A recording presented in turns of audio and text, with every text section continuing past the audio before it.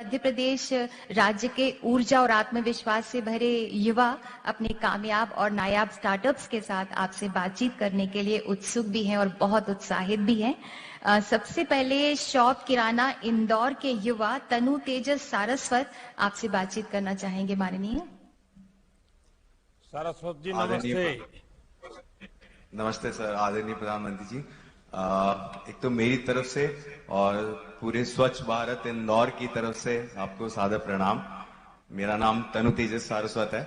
मैं एक संस्था चलाता हूं शॉप किराना नाम से, अपने 2 पार्टनर के साथ में, दीपक धनोतिया और सुमित गुड़ावत। शॉप किराना हिंदुस्तान की किराना दुकानों को सशक्त कर रहा है। हमारा ऐसा मानना है कि किराना दुकानें हिंदुस्तान की रीढ़ की हड्डी है। आज भी 90% हिंदुस्तान किराना दुकानों से सामान लेता है, तो क्यों ना इन किराना दुकानों को तकनीक के माध्यम से डायरेक्ट कंपनी से हम जोड़ दें, उनको सशक्त करें, ताकि वो भी आने वाले समय में जितने भी हम ऑनलाइन देखते हैं वो उनके साथ में कंधे से कंधा मिला के चल सकें। सारस्वत जी, आपका स्वयं का बैकग्राउंड क्या है और आप कोई इस क्षेत्र में जाने की कल्पना कहां से शुरू हुई? सर, मेरा बैकग्राउंड राजस्थान से है। मैं 15 साल पहले इस शहर में आया था अपनी एजुकेशन करने। 15 साल पहले ही मैंने कुछ एक बिजनेस चालू किया था। इस काम की प्रेरणा मेरे पार्टनर से मेरे को आई। मेरे जो पार्टनर हैं दीपक धनोतिया, उनके पिताजी की एक किराना की दुकान है, एक सेमली रूपा करके एक गांव है वहां पे। उन्होंने 20 से 22 साल तक एक किराना व्यापारी का प्रॉब्लम देखा। उसके बाद में वो वहां से निकले, गेट के टॉपर बने, गोल्ड मेडलिस्ट बने। वहां से उन्होंने पीएनजी कंपनी में ज्वाइन किया, सप्लाई चेन, जो कि टाइड की सप्लाई चेन देखते थे। पीएनजी दुनिया की सबसे फास्टेस्ट ग्रोइंग कंपनी है। उन्होंने पीएनजी की भी प्रॉब्लम देखी, तो उन्होंने ये प्रॉब्लम देखी कि किराना दुकान भी कंपनी तक नहीं पहुंच पा रही है और दुनिया की सबसे फास्टेस्ट कंपनी भी किराना दुकान तक नहीं पहुंच पा रही है, और 1 करोड़ से ज्यादा ऐसी किराना दुकानें हैं। क्या कोई इनको कनेक्ट कर सकता है क्या तकनीक के माध्यम से? प्रेरणा वहां से मिली सर। जब आपने शुरू किया तब क्या लगता था कि आपका अपॉर्चुनिटी कैसी है और बाद में इसमें कैसे ग्रो हुआ? सर, मुझे बताते हुए बड़ा गर्व हो रहा है। हम हिंदुस्तान की पहली ऐसी कंपनी है जिसने किराना दुकान को कुछ ऑनलाइन बेचने का सोचा। हमने जब चालू किया तो घर बैठे हुए हम ऑनलाइन किराना मंगा सकते हैं, लेकिन वो किराना व्यापारी जो 50 से 100 फैमिली का किराना खरीदता है, उसके लिए ऐसी कोई सर्विस अवेलेबल नहीं थी। हमने 7 साल पहले कंपनी चालू करी। उस टाइम पे एक किराना दुकान में कंप्यूटर पे नहीं होता, एक मोबाइल होता है खाली, वो बहुत अनऑर्गेनाइज्ड है। तो हमको जो सबसे बड़ी जो चैलेंज मिला वो ये था कि हम जो नॉन टेक सेवी हैं, ये सारे किराना दुकानें, इनको हम तकनीक पे कैसे लेके आए। पर एक बिलीफ था कि ये हिंदुस्तान के सबसे पुराने बिजनेस ओनर्स है, अगर इनको वैल्यू मिल गई तो ये तकनीक पे आ जाएंगे। तो एक बड़ा हंसी सा है उसमें, जब हम शुरुआत में जाते थे तो किराना दुकान ऑनलाइन ऑर्डर नहीं देता था, तो हम उनको बोलते थे कि हम देखते हैं कौन जिद्दी है, आप ज्यादा जिद्दी हो या हम ज्यादा जिद्दी हैं, क्योंकि हम तो तब तक आपके दुकान पे आएंगे जब तक आप ऑनलाइन नहीं आओगे, क्योंकि जब तक आप ऑनलाइन नहीं आओगे तब तक आपको पता नहीं लगेगा आपकी लाइफ, आपका प्रॉफिट, आपकी जीवन कैसे बदल सकता है। अभी कितने लोग आपके साथ जुड़े हुए हैं? अभी 50,000 से ज्यादा किराने की दुकानें हमारे साथ में सर जुड़ी हुई है। और वो अपना पूरा कारोबार इसी प्लेटफॉर्म पे करते हैं? हाँ सर, हमारे 40% अपनी दुकान का सामान वो हमारे से खरीदती हैं लगभग। अच्छा, ये बताइए, आपने इंदौर को क्यों अपना केंद्र बनाया? आपके दोस्त के कारण बनाया कि और भी कोई कारण है? सर, इसके 3 कारण हैं। पहला कारण ये है, मेरा ऐसा मानना है कि कंपनियां लोगों से बनती है, शहरों से नहीं बनती। तो हमको बहुत बार लोगों ने बोला कि बड़े शहर जाओ, बट जिन कंपनियों को हम बहुत मोहब्बत करते हैं वो कंपनियां जहां पे बनी वहां पे दुनिया बस गई। तो हमको वो चीज बात डाइजेस्ट नहीं हुई कि हमको कुछ करने के लिए बड़े शहर जाना चाहिए। दूसरी बात सर इसमें ये कि हम पूरा का पूरा जो बिजनेस है वो Tier 2 सिटी में करना चाहते थे। तो आज भी हम जो भी 4 राज्यों में काम कर रहे हैं वो सब Tier 2 सिटीज है। तो हमको लगा जो बिजनेस है वो लेबोरेटरी में नहीं बनेगा, कस्टमर के साथ में रह के बनेगा। तो दूसरा कारण ये था। तीसरा कारण ये था, हमको लगा। हाँ जी, हाँ बताइए बताइए। सर तीसरा कारण थोड़ा बचपना सा है, बट हमको लगा अगर हम एक शहर से, इंदौर जैसे शहर से अगर काफी बड़ा काम कर सके तो हम आप तक बहुत जल्दी पहुंच जाएंगे।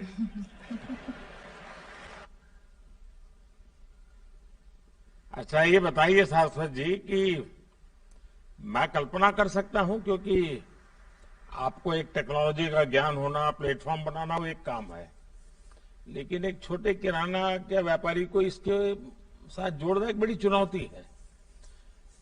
कई ऐसी चुनौतियां भी आई होगी इसको करने में, जो बड़े सप्लायर चेन्स होंगे वो भी क्वेश्चन करते होंगे, जो क्लाइंट होगा वो भी क्वेश्चन करता होगा, तो उन सारी चुनौतियां कैसी रही और क्या परिणाम मिला?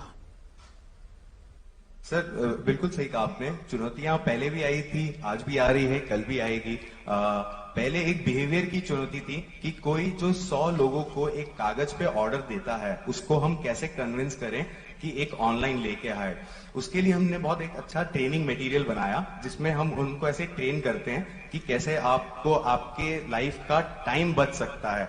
तो आप जो 2 घंटे 3 घंटे दुकान बंद करके भी आप जाते हैं, उसकी जगह नहीं जाके आप एक ऐप से ऑर्डर कर सकते हैं और वो 2 घंटे अपने परिवार के साथ में बिताएं।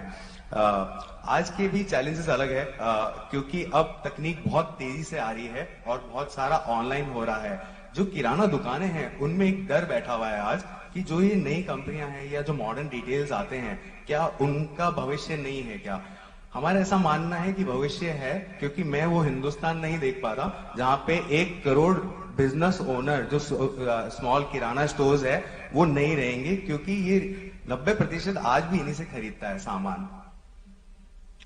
अच्छा सारस्वती बताइए, आपको मालूम होगा सरकार ने एक स्ट्रीट वेंडर्स के लिए योजना बनाई हुई है स्वनिधि की, और मेरी कोशिश है कि हमारे जो स्ट्रीट वेंडर्स हैं वो भी डिजिटल प्लेटफॉर्म पर आकर अपना कारोबार करें।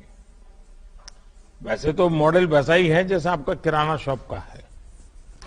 क्या आप आपका शॉप किराना वाला जो इनिशिएटिव है, जो छोटे एस्टैब्लिश दुकानों के साथ जुड़ा हुआ है, क्या आप स्ट्रीट वेंडर के साथ इंदौर में इसका प्रयोग कर सकते हैं? उनके लिए एक सुविधा खड़ी करके एक पूरा नया इनिशिएटिव लेकर के बिल्कुल समाज के वो तबके के लोग जो डेली 25-30 घरों में जाते हैं, सब्जी पहुंचाते हैं, दूध पहुंचाते हैं, अखबार पहुंचाते हैं, या बाकी छोटे मोटे अपना रेडी लेकर के माल बेचते हैं, उनको जोड़ सकते हैं क्या? उस पर कुछ सोचा जा सकता है क्या? सर बिल्कुल जोड़ सकते हैं, क्योंकि तकनीक वही है और कस्टमर अलग अलग तरीके के हो सकते हैं, पर प्रॉब्लम उनकी भी वही है। तो आप जो बता रहे हैं, जो छोटा ठेला चला के भी जो जाते हैं स्ट्रीट वेंडर्स होते हैं, वो कहीं ना कहीं से सब बहुत दूर से सामान खरीदते हैं। हम जो कोशिश करते हैं वो इन सभी को जोड़ के उनका एक मेन सोर्सिंग प्लेटफॉर्म बन सकते हैं, जिससे उनको जैसे किराना वालों को प्रॉफिट मार्जिन में फर्क मिलता है, वैसे इनकी भी आय में बढ़ सकती है। तो हम डेफिनेटली कर सकते हैं। नहीं, आप जरा स्टडी कीजिए, इंदौर में इस पर कोशिश कीजिए। जिस इंदौर को आप इतना प्यार करते हो, तो मेरे लिए भी उस इंदौर के लिए कुछ कीजिए आप। हाँ जी सर। चलिए, बहुत बहुत शुभकामनाएं और बहुत धन्यवाद। कौन है नेक्स्ट? तनु तेजस, बहुत बहुत धन्यवाद।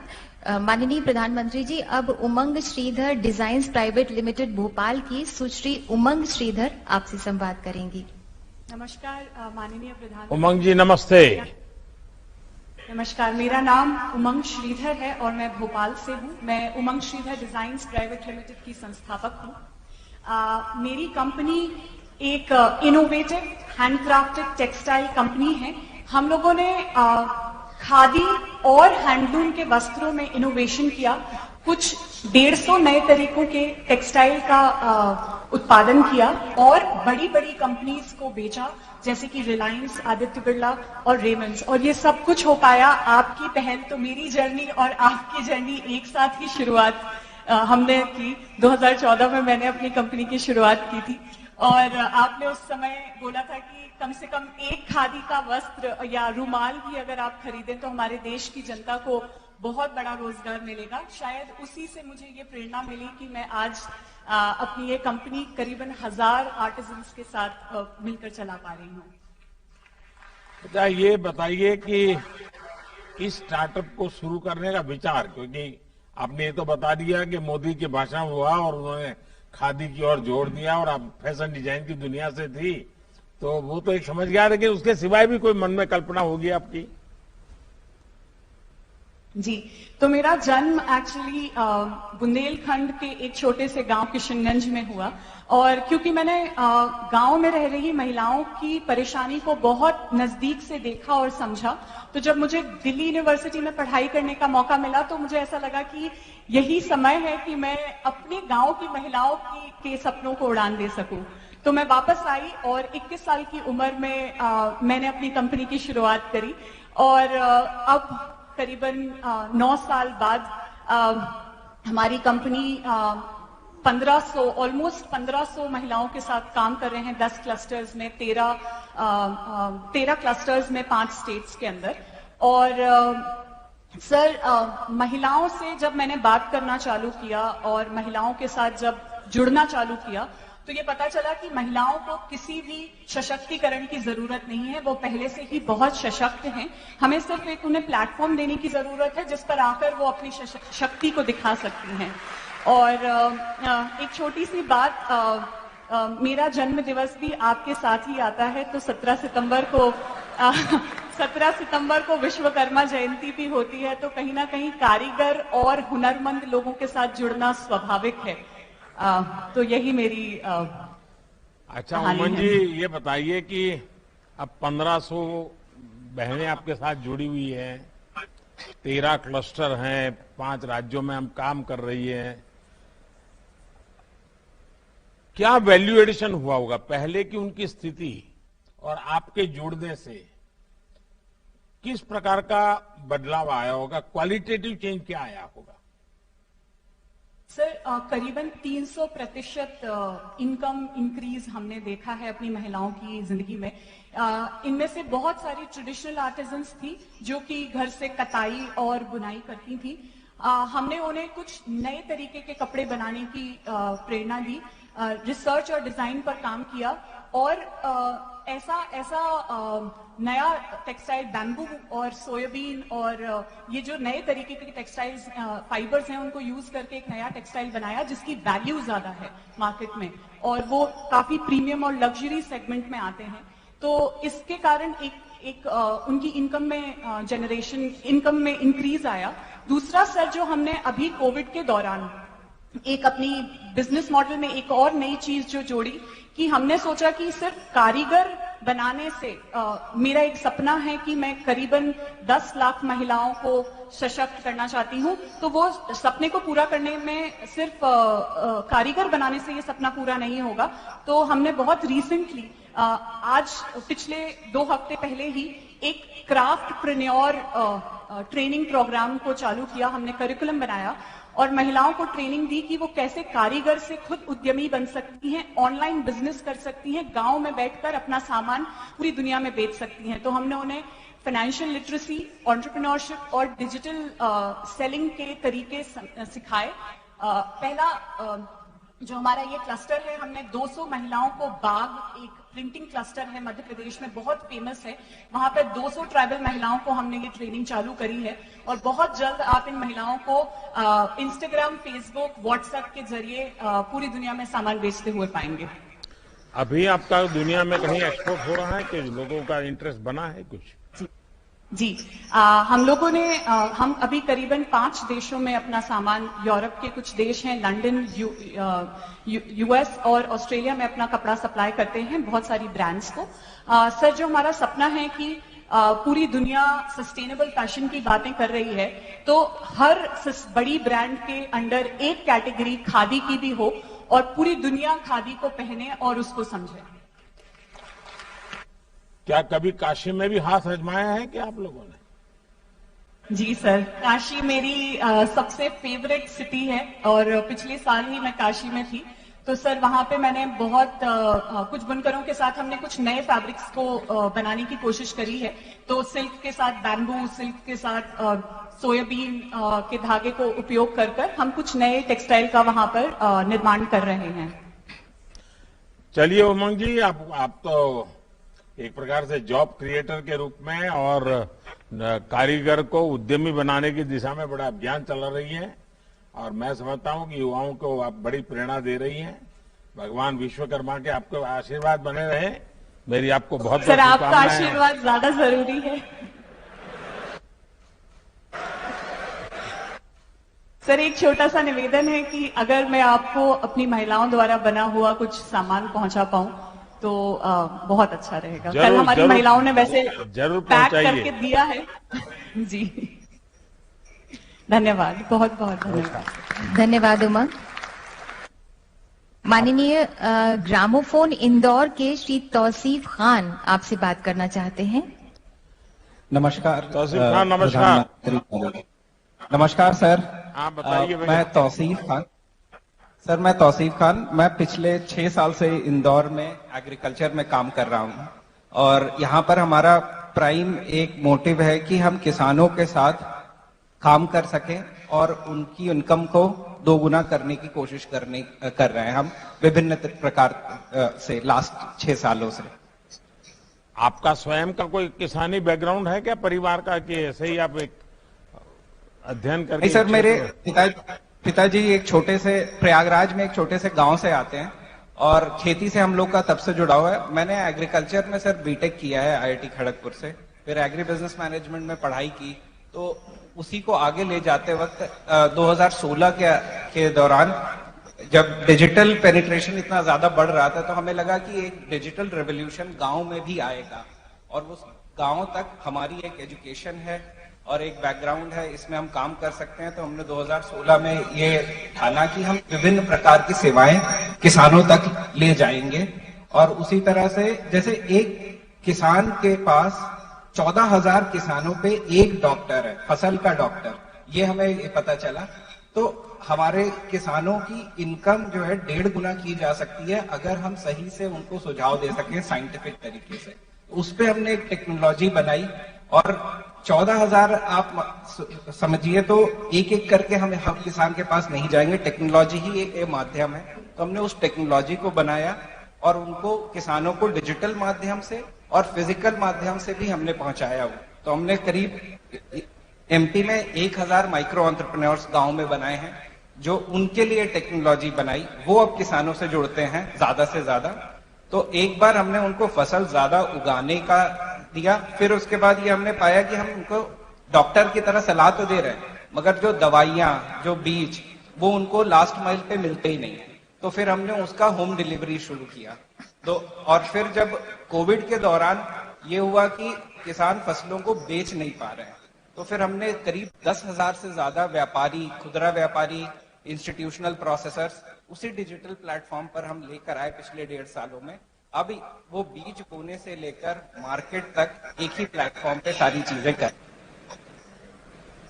जो भारत सरकार ने एक सॉइल टेस्टिंग की तरफ बड़ा बल दिया है और हम चाहते हैं कि किसान सॉइल टेस्टिंग की तरफ अपना ध्यान केंद्रित करके ही फिर आगे करें।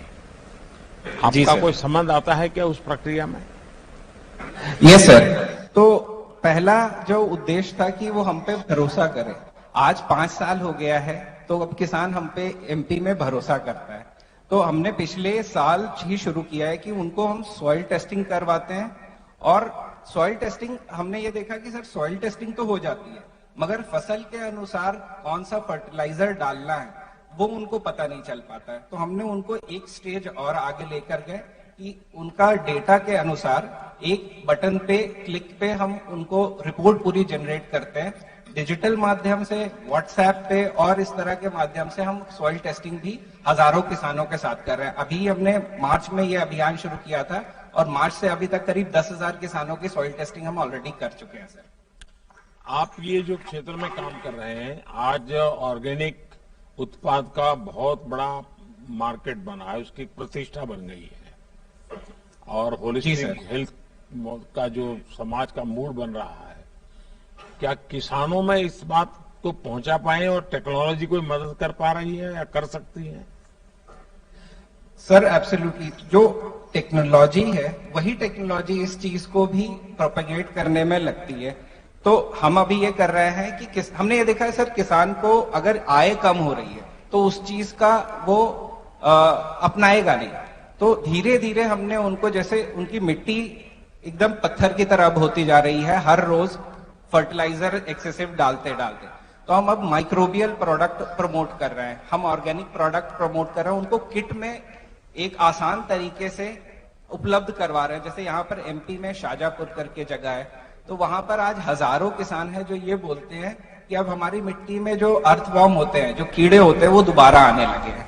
तो ये चीज हमें लगता है कि थोड़ा समय लगेगा, मगर अगर उसको एक तरीके से काम किया जाए तो ये किसानों तक ले जाया जा सकता है, और अब हमको वो रिजल्ट मिल रहे हैं। एक जो स्ट्रीम डेवलप हुई है, पृथ्वी बचाओ, एनवायरमेंट, क्लाइमेट, ये सारे विषय, उसमें एक है धरती बचाने का एक बहुत बड़ा काम अब जिम्मा आ गया है। और नेचुरल फार्मिंग से धरती बचा सकते हैं हम, केमिकल से नहीं बचा सकते। जी, नेचुरल फार्मिंग की तरफ लोगों का रुझान बढ़ रहा है, नेचुरल फार्मिंग की समझ विकसित हो रही है। सर, एक तरह से हम देखें कि जैसे ही देश डेवलपमेंट की तरफ जा रहा है, डेवलपिंग से डेवलप्ड नेशन, तो न्यूट्रिशनल रिक्वायरमेंट लोगों को ज्यादा लगती है। तो किसान भी आज ये समझता है, और वो भी ये हमसे पूछते हैं कि कैसे किनुआ जैसी खेती कर सकें, या कैसे हम नेचुरल फार्मिंग कर सकें मगर हमारा उत्पादन ना कम। तो वो हम नए नए तकनीक और नए नए प्रोडक्ट्स हिंदुस्तान में ही नहीं, बाहर भी अब बन रहे हैं जो नेचुरल फार्मिंग तक प्रमोट कर सके। जैसे यूरोप को पूरा केमिकल फ्री करने का जो है हो गया है, तो वही सारी चीजें अब यहाँ पे भी आ रही हैं। बस इन सारी चीजों को सर हमने ये देखा है कि किसानों को एक्स्ट्रा बताना पड़ता है। वो काम अगर हम डिजिटल माध्यम से करते हैं तो शायद ज्यादा तेजी से कर सकते हैं। तो यस, मुझे लगता है कि सर इस चीज का अगले 4 से 5 साल में और तेजी से ये बढ़ेगा। देखिए, इंदौर ने स्वच्छता के अभियान में देश को एक बड़ा ही उदाहरण रूप काम करके दिखाया है। क्या इंदौर जिले के किसान केमिकल मुक्त खेती, प्राकृतिक खेती, अगर आप इस दिशा में हैं, आपका स्टार्टअप है और मुख्यमंत्री जी बैठे हैं, अगर इंदौर जिले के किसान इस एक दिमाग में ले लें कि भाई हाँ हमको ये करना है, तो मैं समझता हूं एक बहुत बड़ा मॉडल इंदौर शहर स्वच्छता के लिए और इंदौर जिला प्राकृतिक खेती के लिए एक मॉडल बन सकता है।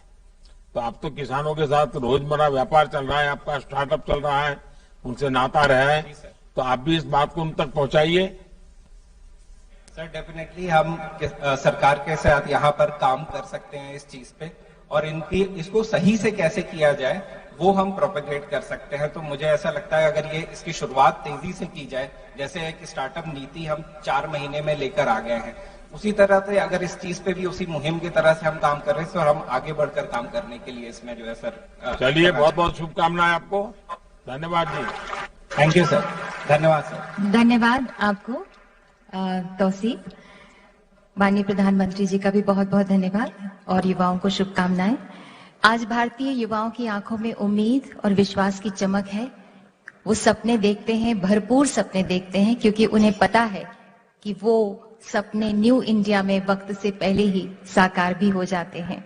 भारतीय युवाओं की प्रतिभा और क्षमता को अपने सानिध्य का आशीर्वाद देने वाले माननीय प्रधानमंत्री जी से हम सबका विनम्र अनुरोध है कि कृपया हम सबका मार्गदर्शन करें, हम सबको अपनी शुभकामनाएं दें।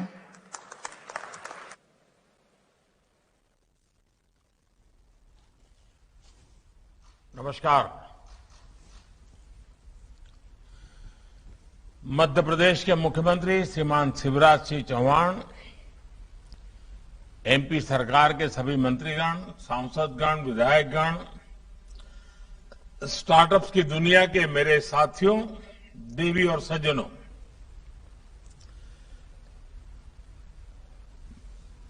आप सबने देखा होगा शायद, मैं मध्य प्रदेश की युवा प्रतिभाओं से, स्टार्टअप से जुड़े कुछ नौजवानों से मैं चर्चा कर रहा था और मैं अनुभव करता था, आप भी अनुभव करते होंगे। और एक बात पक्की है कि जब दिल में जोश हो, नई उमंगे हो, इनोवेशन का जज्बा हो, तो उसका प्रभाव साफ नजर आता है। और उमंग ने तो इस प्रकार का भाषण भी दे दिया आज। आप सबसे मुझे जो बात करने का अवसर मिला और जिन्होंने इस बात को सुना होगा वो पूरे विश्वास के साथ ये कह सकता है कि आज देश में जितनी प्रोएक्टिव स्टार्टअप नीति है उतना ही परिश्रमी स्टार्टअप नेतृत्व भी है। इसलिए देश एक नई युवा ऊर्जा के साथ विकास को गति दे रहा है। आज मध्य प्रदेश में स्टार्टअप पोर्टल और आई हब इंदौर का शुभारंभ हुआ है। एमपी की स्टार्टअप नीति के तहत स्टार्टअप्स और इंक्यूबेटर्स को वित्तीय सहायता भी दी गई है। मैं इन प्रयासों के लिए और इस आयोजन के लिए मध्य प्रदेश सरकार को, देश के स्टार्टअप इकोसिस्टम को और आप सबको बहुत बहुत बधाई देता हूं। साथियों, आपको याद होगा 2014 में जब हमारी सरकार आई थी तो देश में 300-400 के आसपास स्टार्टअप हुआ करते थे और कोई स्टार्टअप शब्द भी सुनाई भी नहीं देता था, न उसकी कोई चर्चा हुआ करती थी। लेकिन आज 8 वर्ष के इस छोटे से कालखंड में भारत में स्टार्टअप की दुनिया ही बदल चुकी है।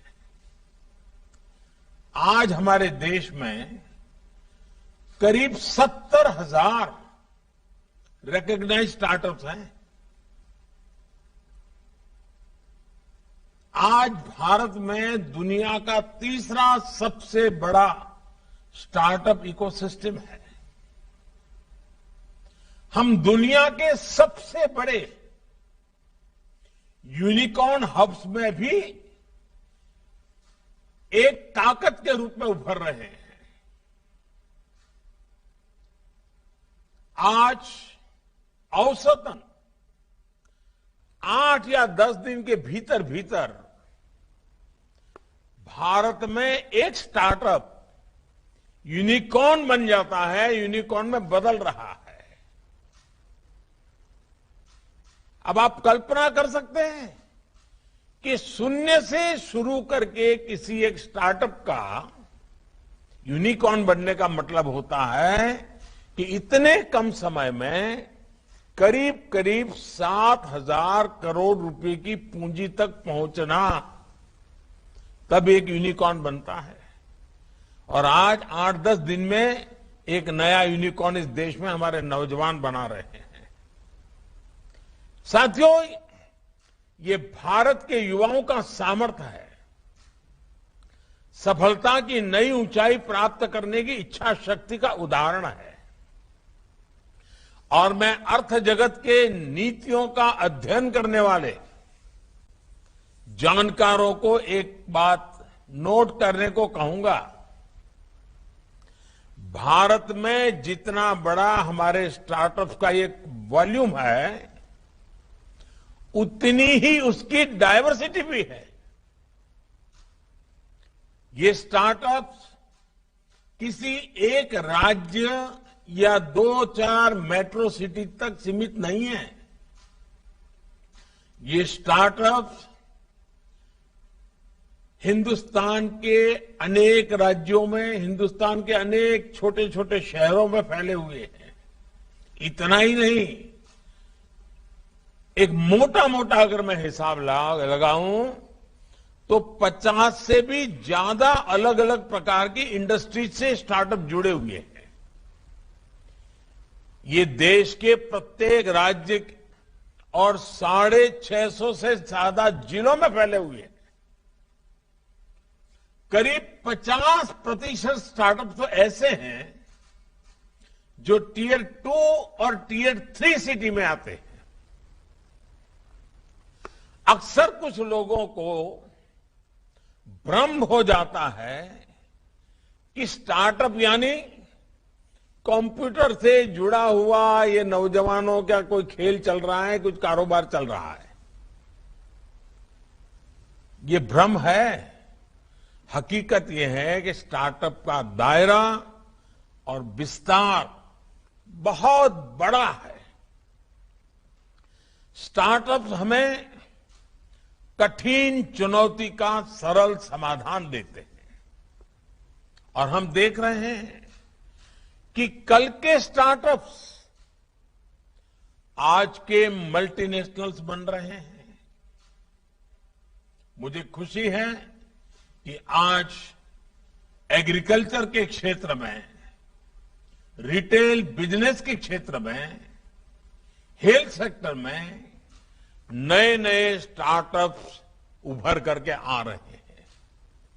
साथियों, आज जब हम दुनिया को भारत के स्टार्टअप इकोसिस्टम की प्रशंसा करते हुए सुनते हैं, हर हिंदुस्तानी को गर्व होता है। लेकिन साथियों, एक सवाल भी है। 8 साल पहले तक जो स्टार्टअप शब्द कुछ गलियारों में ही, कुछ टेक्निकल वर्ड के गलियारों में ही चर्चा का हिस्सा था, वो आज सामान्य भारतीय युवा के सपने पूरे करने का एक सशक्त माध्यम, ये उनकी रोजमर्रा की बातचीत का हिस्सा कैसे हो गया? ये बड़ा शिफ्ट कैसे आया? अचानक नहीं आया है। एक सोची समझी रणनीति के तहत स्पष्ट लक्ष्य, निर्धारित दिशा, उन सब का परिणाम है। और मैं जरूर चाहूंगा कि आज जब मैं स्टार्टअप की दुनिया के नौजवानों से मिला हूं और इंदौर जैसी धरती मेरे सामने हो, तो मुझे लगता है कि मैं भी कुछ बातें आपको आज बताऊं। आज जिसको स्टार्टअप क्रांति माना जा रहा है, उसने आकार कैसे लिया? मैं समझता हूं हर नौजवान को ये जानना बहुत बड़ी जरूरी है और ये अपने आप में एक प्रेरणा भी है। आजादी के अमृत काल के लिए ये बहुत बड़ा प्रोत्साहन भी है। साथियों, भारत में नया करने की, नए आइडिया से समस्याओं के समाधान की ललक हमेशा रही है। ये हमने अपनी आईटी रिवॉल्यूशन के दौर में भली भांति अनुभव किया है। लेकिन दुर्भाग्य से जितना प्रोत्साहन, जितना समर्थन उस दौर में हमारे युवाओं को मिलना चाहिए था, उतना मिला नहीं। आवश्यकता इस बात की थी कि आईटी रिवॉल्यूशन से बने माहौल को चैनलाइज किया जाता, एक डायरेक्शन दिया जाता, लेकिन नहीं हो पाया। हमने देखा कि पूरा एक दशक बड़े बड़े घोटालों में, पॉलिसी पैरालिसिस में, नेपोटिज्म में इस देश के एक पीढ़ी के सपनों को तबाह कर गया। हमारे युवाओं के पास आइडिया थे, इनोवेशन के लिए ललक भी थी, लेकिन सब पहले की सरकारों की नीतियों में और एक प्रकार से नीतियों के अभाव में उलझकर रह गए। साथियों, 2014 के बाद हमने युवाओं में आइडिया की इस ताकत को, इनोवेशन की स्पिरिट को फिर से रिवाइव किया। हमने भारत के युवाओं के सामर्थ्य पर विश्वास किया। हमने idea to innovation to industry, इसका एक पूरा रोड मैप तैयार किया और 3 बातों पर फोकस किया। पहला, आइडिया, इनोवेट, इंक्यूबेट और इंडस्ट्री, इनसे जुड़ी संस्थाओं का इंफ्रास्ट्रक्चर का निर्माण। दूसरा, सरकारी प्रक्रियाओं का सरलीकरण। और तीसरा, इनोवेशन के लिए माइंडसेट में परिवर्तन, नए इकोसिस्टम का निर्माण। साथियों, इन सारी बातों को ध्यान में रखते हुए हमने अलग अलग फ्रंट पर एक साथ काम करना शुरू किया। इसी में से एक था हैकाथॉन। 7-8 साल पहले जब देश में हैकाथॉन होने शुरू हुए तो किसी को अंदाजा नहीं था कि ये स्टार्टअप के लिए मजबूत बुनियाद बनाने का काम करेंगे, एक स्ट्रांग फाउंडेशन तैयार करेंगे। हमने देश के युवाओं को चैलेंज दिया, युवाओं ने चैलेंज एक्सेप्ट किया और सॉल्यूशन देकर दिखाया। देश के लाखों युवाओं को इन हैकाथॉन्स में पर्पस ऑफ लाइफ मिला, सेंस ऑफ रिस्पॉन्सिबिलिटी और बढ़ी। इससे उनमें ये विश्वास जगा कि जिन रोजमर्रा की समस्याओं से देश जूझ रहा है उसे वो दूर करने में अपना योगदान दे सकते हैं। इस भावना ने स्टार्टअप के लिए एक तरह से लॉन्च पैड का काम किया। सिर्फ सरकार के स्मार्ट इंडिया हैकाथॉन में ही, आपको जानकर आप में से शायद कुछ लोग उसमें जुड़े होंगे मेरे जो सामने बैठे हैं, स्मार्ट इंडिया हैकाथॉन में ही बीते सालों में लगभग 15 लाख ऐसे टैलेंटेड युवा साथी उसके साथ जुड़े हैं। मुझे याद है कि ऐसे ही हैकाथॉन्स में, क्योंकि मुझे भी बड़ा अच्छा लगता था, नई नई चीजें समझने को मिलती थी, जानने को मिलती थी, तो मैं 2-2 दिन तक ये युवाओं के इस हैकाथॉन की गतिविधि को बारीकी से नजर रखता था, देखता था। रात को 12-12 बजे, 1-1, 2-2 बजे उनके साथ गप्पे गोष्ठी करता था, उनके जुनून को देखता था, वो क्या करते हैं, कैसे जूझते हैं, अपनी सफलता पर कितने खुश होते हैं, ये सारी बातें मैं देखता था, मैं फील करता था। और मुझे खुशी है कि आज भी देश के किसी न किसी हिस्से में हर रोज कोई न कोई एक हैकाथॉन चल रहा है, हो रहा है। यानी स्टार्टअप्स के निर्माण की शुरुआती प्रक्रिया पर देश निरंतर काम कर रहा है। साथियों, 7 साल पहले स्टार्टअप इंडिया अभियान आइडिया टू इंडस्ट्री को इंस्टीट्यूशनलाइज करने की तरफ एक बड़ा कदम था।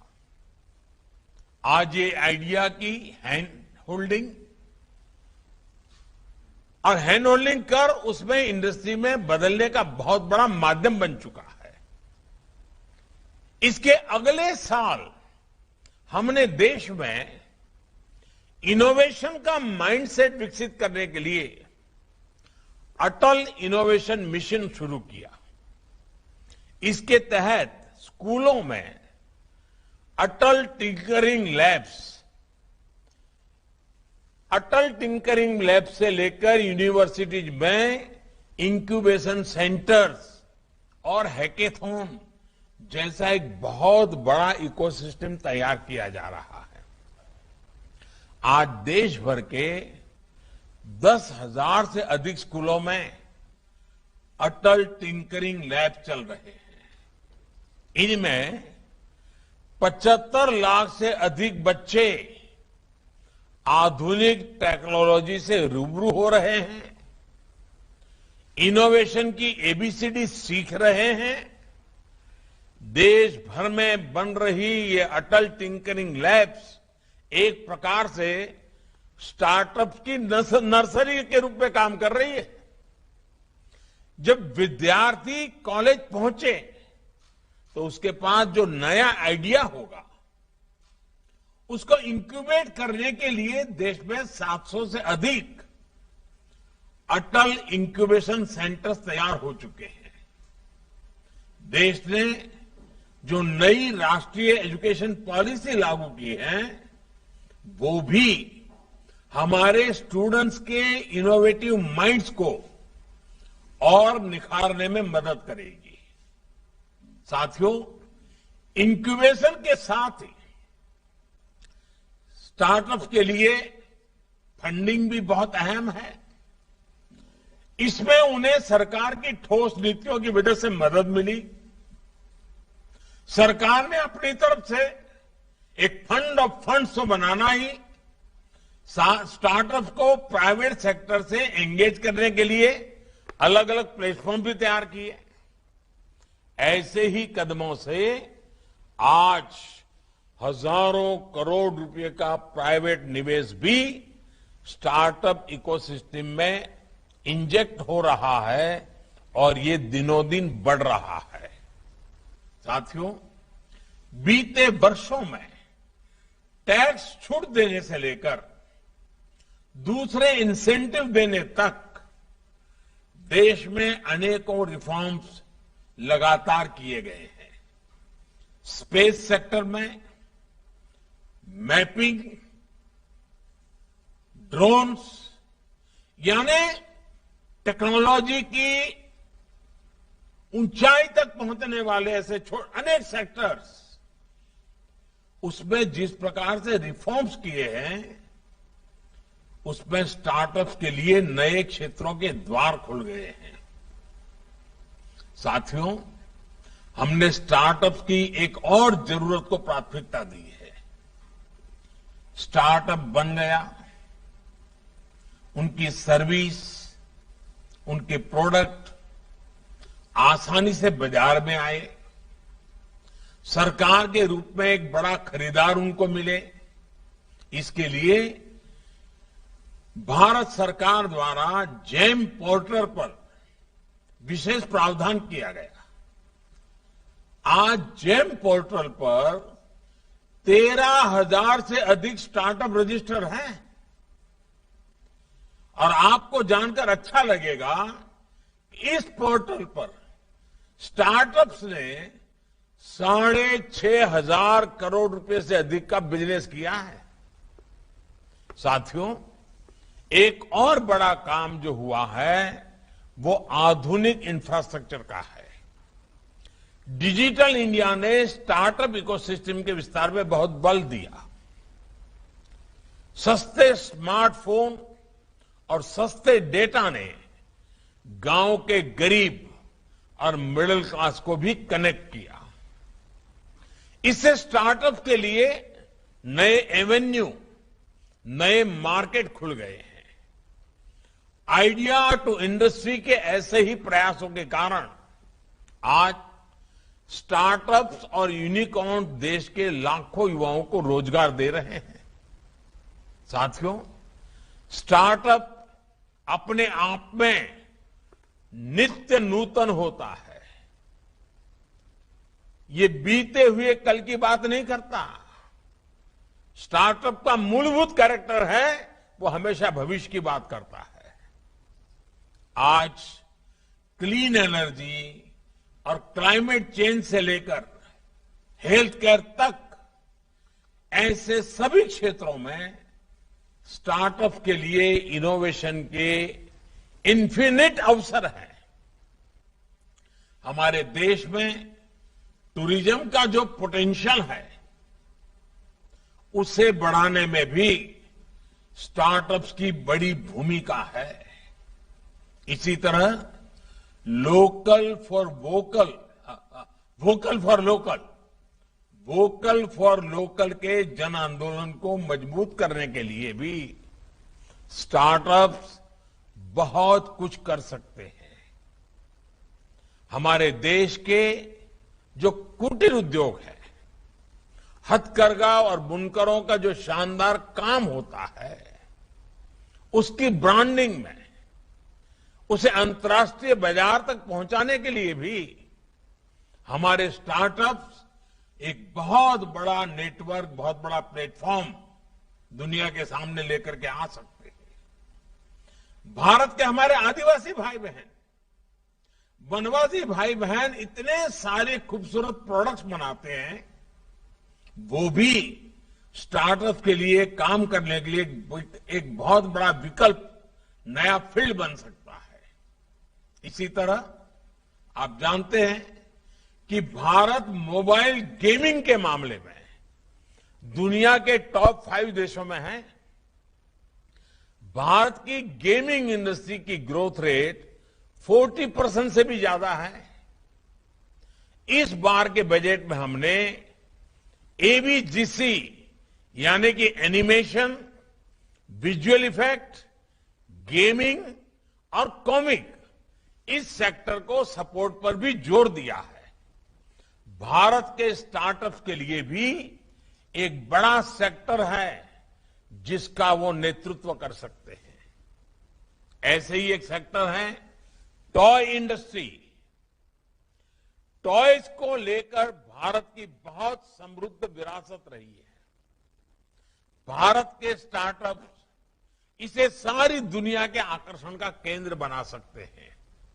अभी टॉयज के ग्लोबल मार्केट शेयर में भारत का योगदान सिर्फ 1% से भी कम है। इसे बढ़ाने में भी मेरे देश के नौजवान, मेरे देश के आइडियाज को लेकर के जी रहे नौजवान स्टार्टअप लेकर के आए, बहुत बड़ा योगदान कर सकते हैं। मुझे ये देखकर बहुत अच्छा लगता है कि भारत के 800 से ज्यादा स्टार्टअप्स, आपको भी सुनकर के खुशी होगी, 800 से ज्यादा स्टार्टअप्स खेलकूद के काम में, स्पोर्ट्स से जुड़े हुए हैं। किसी ने सोचा नहीं होगा कि ये भी एक क्षेत्र है। इसमें भी जिस प्रकार से भारत में एक स्पोर्ट्समैन का कल्चर खड़ा हो रहा है, स्पोर्ट्स का स्पिरिट पैदा हुआ है, स्टार्टअप के लिए इस क्षेत्र में भी अनेक संभावनाएं हैं। साथियों, हमें देश की सफलता को नई गति देनी है, नई ऊंचाई देनी है। आज भारत G20 देशों में फास्टेस्ट ग्रोइंग इकोनॉमी है। दुनिया की तीसरी सबसे बड़ी अर्थव्यवस्था भारत की है। आज भारत स्मार्टफोन डेटा कंज्यूमर के मामले में दुनिया में पहले नंबर पे है। इंटरनेट यूजर्स के मामले में भारत दुनिया में दूसरे नंबर पर है। आज भारत ग्लोबल रिटेल इंडेक्स में दूसरे पायदान पर खड़ा है। भारत दुनिया का तीसरा सबसे बड़ा एनर्जी कंज्यूमर देश है। दुनिया का तीसरा सबसे बड़ा कंज्यूमर मार्केट भारत में है। भारत ने बीते वित्तीय वर्ष में $470 बिलियन यानी 30 लाख करोड़ रुपए से ज्यादा का मर्केंडाइज एक्सपोर्ट करके नया रिकॉर्ड बनाया है। भारत आज अपने इंफ्रास्ट्रक्चर को आधुनिक बनाने के लिए जितना इन्वेस्ट कर रहा है उतना पहले कभी नहीं हुआ है। भारत का अभूतपूर्व जोर आज ईज ऑफ लिविंग पर भी है और ईज ऑफ डूइंग बिजनेस पर भी है। ये सारी बातें किसी भी भारतीय को गर्व से भर देगी। ये सारे प्रयास एक विश्वास जगाते हैं। भारत की ग्रोथ स्टोरी, भारत की सक्सेस स्टोरी अब इस दशक में एक नई ऊर्जा के साथ आगे बढ़ेगी। ये समय आजादी के अमृत महोत्सव का है। हम अपनी आजादी के 75 वर्ष का पर्व मना रहे हैं। आज हम जो भी करेंगे उससे नए भारत का भविष्य तय होगा, देश की दिशा तय होगी। आपने इन सामूहिक प्रयासों से हम 135 करोड़ आशा आकांक्षाओं को पूरा करेंगे। मुझे विश्वास है भारत की स्टार्टअप क्रांति इस अमृत काल की बहुत महत्वपूर्ण पहचान बनेगी। सभी नौजवानों को मेरी तरफ से बहुत बहुत शुभकामनाएं हैं। मध्य प्रदेश सरकार को भी मेरी बधाई। बहुत बहुत धन्यवाद।